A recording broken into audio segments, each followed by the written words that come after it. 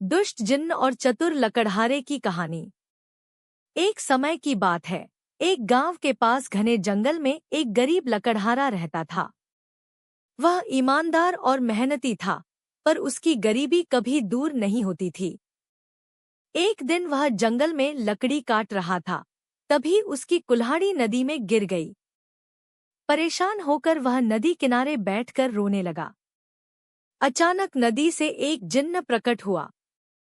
वह बड़ा भयानक और दुष्ट दिखता था। उसने लकड़हारे से पूछा, तुम क्यों रो रहे हो? लकड़हारे ने सच्चाई बताई। जिन्न ने कहा, मैं तुम्हारी मदद कर सकता हूँ, पर तुम्हें मेरी एक शर्त माननी होगी। लकड़हारे ने शर्त पूछी तो जिन्न ने कहा, तुम्हें मुझे अपने 3 सवालों के जवाब देने होंगे।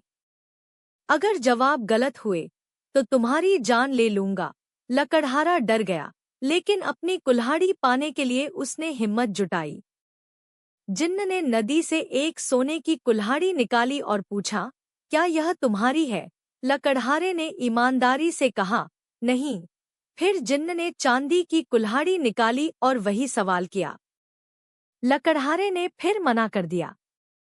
आखिर में जिन्न ने लकड़हारे की असली लोहे की कुल्हाड़ी निकाली। लकड़हारे ने खुशी खुशी कहा, हाँ, यही मेरी है। जिन्न उसकी ईमानदारी से प्रभावित हुआ और उसे 3 कुल्हाड़ियां इनाम में दे दी।